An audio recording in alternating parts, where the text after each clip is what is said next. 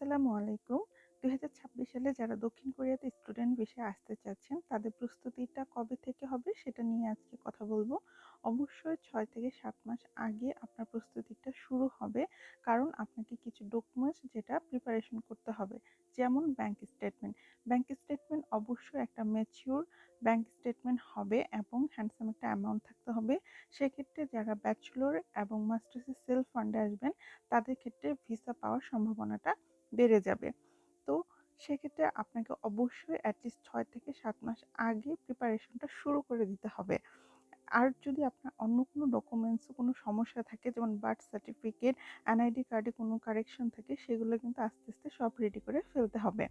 তো যারা বলেন যে খুব তাড়াতাড়ি কয়েক মাসের মধ্যে আমরা স্টুডেন্ট ভিসায় কোরিয়াতে আসতে পারবো কিনা, না, সেটা অবশ্যই আপনাকে একটা পূর্ব প্রস্তুতি নিয়েই আপনাকে সামনে আগাতে হবে।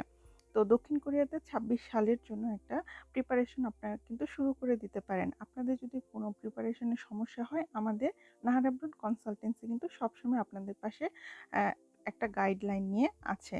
তো যেকোনো প্রয়োজনে আমাদের সাথে যোগাযোগ করতে পারেন। আপনাদের যত ইনফরমেশন আছে ইনশাআল্লাহ আমরা দেওয়ার চেষ্টা করব। আপনাদের ব্রাইট একটা ফিউচারের জন্য নাহার আব্রুড কনসালটেন্সি সবসময় আপনাদের পাশে আছে এবং থাকবে। আজকে এই পর্যন্তই। আল্লাহ হাফেজ। সবাই ভালো থাকবেন।